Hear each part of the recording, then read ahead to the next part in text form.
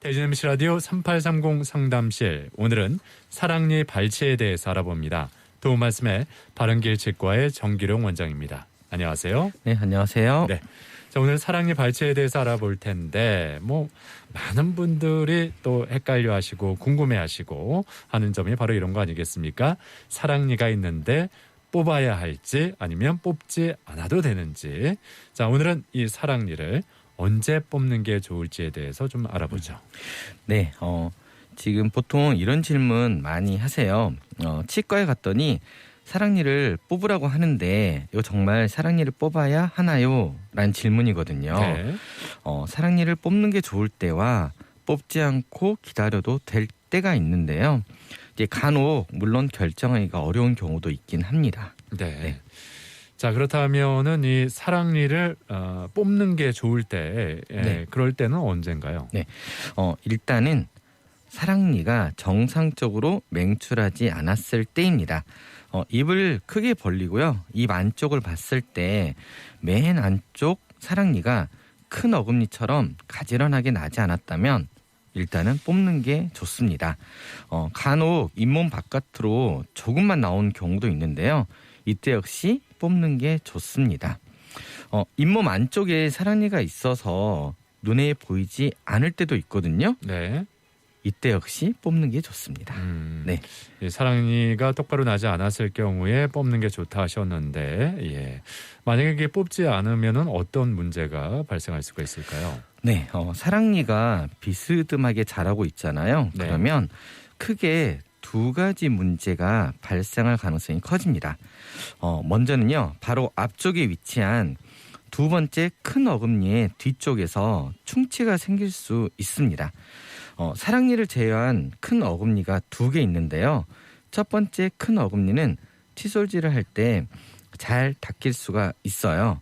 그런데 첫 번째 큰 어금니보다 더 안쪽에 위치한 두 번째 큰 어금니는요, 정말 신경 써서 칫솔질을 하지 않으면 치태 제거가 잘 되지 않습니다. 그런데 이 두 번째 큰 어금니 뒤쪽에서 사랑니가 비스듬하게 자라고 있다면 사랑니와 그 앞쪽에 있는 큰 어금니 사이에 생긴 치태를 칫솔질로 제거하는 게 더 어렵게 됩니다. 네. 칫솔질로 치태가 잘 제거되지 않으면 당연히 충치도 잘 생기겠죠. 그렇죠. 사랑니가 비스듬하게 잇몸 바깥으로 제대로 나오지 않았다면 생기지 않았을 충치가 생기는 것이죠. 이제 이게 사랑니에만 충치가 생기잖아요. 그러면 그나마 다행입니다. 그런데 사랑니 앞쪽에 위치한 두 번째 큰 어금니의 뒤쪽 면에 충치가 생기는 게 문제거든요. 네. 물론 이제 맨 안쪽 부분이라서 실제로 충치 치료를 받잖아요. 네. 그러면 기구 접근하는 게 쉽지가 않습니다.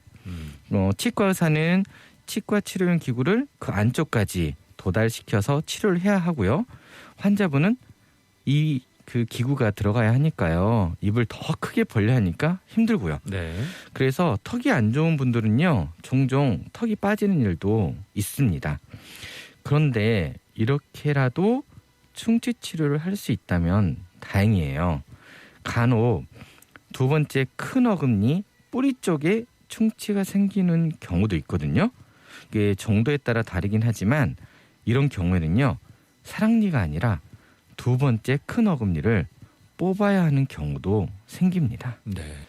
앞서 그 비스듬하게 나고 있는 사랑니 때문에 앞쪽에 위치한 두 번째 큰 어금니에 충치가 생겨서 심한 경우에는 그 두 번째 큰 어금니를 빼는 경우까지 생길 수 있다, 이렇게 말씀을 해주셨어요. 네. 네. 그리고 이 충치가 생기는 것 말고요, 두 번째, 이 사랑니를 이제 비스듬하게 사랑니가 났을 경우에 사랑니를 발치해야 되는 이유가 잇몸 질환 때문입니다. 잇몸 질환은 단순하게 생각하면 잇몸에 염증이 생긴 것이거든요. 네. 이게 잇몸 바깥쪽에만 한정된 단순 염증일 수도 있고요. 잇몸 안쪽까지 진행된 복잡한 염증일 수도 있어요. 단순한 염증이라면요, 칫솔질을 열심히 하는 것만으로도요, 이 염증이 제거가 됩니다. 네. 이 과정에서 잇몸에서 피가 나기도 하고요. 네. 그런데 문제는 이 염증이 잇몸 안쪽까지 진행된 경우입니다. 네. 자, 비스듬하게 맹출된 그 사랑니 때문에 잇몸에 염증이 생긴 경우라면은 이게 좀 단순한 염증으로 그냥 넘길 수 있는 건지 아니면 좀 치료를 네. 많이 요구하는 어떤 복잡한 염증이라고 볼 수도 있는 건지. 네, 대개의 염증은요. 네. 일단 단순한 염증으로 시작을 합니다. 그런데 이 염증을 제때 치료하지 못하는 경우에는요. 이제 염증이 복잡하게 진행이 돼요. 이게 왜 복잡한 염증이라고 말씀드리냐면요. 네. 이제는 염증이 잇몸뿐만 아니라 잇몸 안쪽에 치조골, 즉 뼈를 녹이기 시작하기 때문입니다. 잇몸 염증 때문에 치조골까지 녹기 시작하면 이건 심각한 상황이거든요. 네.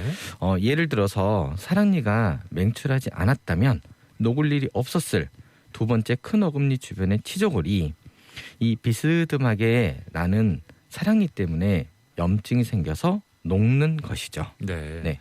그러니까 두 번째 큰 어금니 주변에 치조골이 녹으면은 사랑니 앞쪽의 큰 어금니는 당연히 좋지 않을 텐데. 네. 자, 심한 경우 이런 경우에도 이를 좀 발치해야 될까요? 네, 그렇습니다. 네, 사랑니 때문에 생긴 잇몸 염증으로 인해서 두 번째 큰 어금니의 뒤쪽 뿌리 주변 치조골이 녹아요. 이를 그대로 방치하면 치조골이 녹는 속도가 더 빨라져서요. 심한 경우 이 사랑니가 아니라 애꿎은 두 번째 큰 어금니를 뽑아야 할 수도 있습니다. 치과에 사랑니 때문에 오는 분들 중에 간혹 사랑니 주변 잇몸 염증을 오랜 기간 놔뒀다가 오는 분들이 계세요. 네. 이런 경우에는요. 사랑니만 뽑는 게 아니라 그 앞쪽에 있는 두 번째 큰 어금니도 같이 뽑기도 합니다. 두 개 큰 어금니를 뽑아버리는 거죠. 네네. 너무 아깝지만 어쩔 수 없는 상황인 경우가 종종 있습니다. 네. 아무튼 그 비스듬하게 맹출된 그 사랑니를 뽑아야 할 때 제때 뽑지 않으면 나타날 수 있는 부작용에 대해서 좀 말씀을 해주셨는데, 자, 그렇다면 이런 사랑니를 뽑아야겠다 이렇게 생각을 한다면 사랑니를 언제 뽑는 게 가장 좋을지, 그 적기가 있는 건지 이런 점도 궁금하네요. 네. 사랑니는 보통 사춘기 이후에요. 17살에서 25살 정도 사이 그런 무렵에 나기 시작하는데요. 네네. 일단 영구치가 모두 맹출한 다음이라면 언제든지 뽑아도 됩니다. 예. 다행히 잇몸 바깥으로 사랑니가 살짝 나왔다면 바로 그때가 사랑니 발치의 최적의 시기고요. 네. 구강 검진을 하러 갔을 때 간혹 파노라마 엑스레이 촬영을 하잖아요. 네네. 이때 사랑니가 발견되었고 앞쪽에 위치한 두 번째 큰 어금니에 사랑니 머리가 닿아 있잖아요. 네네. 그러면 바로 발치를 하는 게 좋습니다. 네네. 사랑니를 뽑고 나서 빈 자리는 당연히 뼈로 채워지겠죠. 예. 그런데 이 채워지는 뼈의 높이가 나이가 증가하면서 약간씩 낮아집니다. 그래서 사랑니를 발견하고 나서 6개월 이내에는요. 발치를 하는 게 더 좋습니다. 네.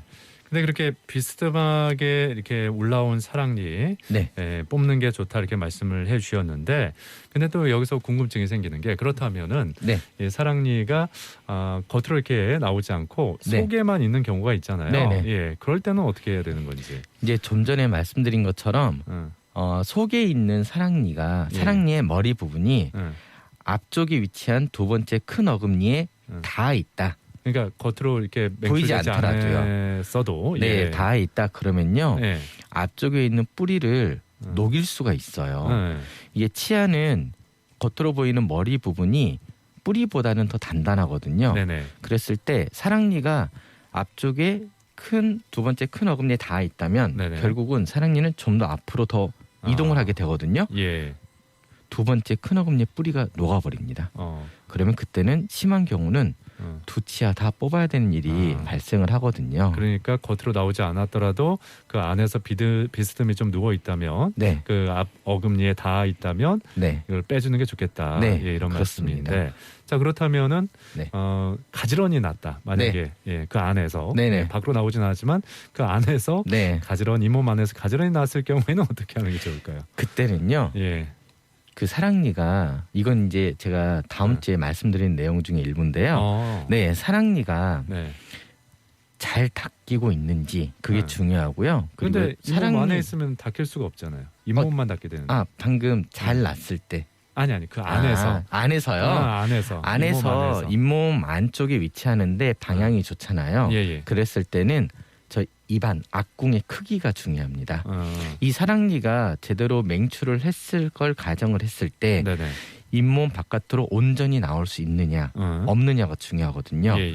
그런데 잇몸 바깥으로 나왔을 때 이분은 앞궁이 너무 작아서 지금 안 나오는 것인지 아니면 나오더라도 이게 작아서 잇몸 바깥으로 살짝 비치는 걸로 말지 네. 그걸 보고요. 네. 공간을 보고 나서 발치 여부를 결정을 합니다.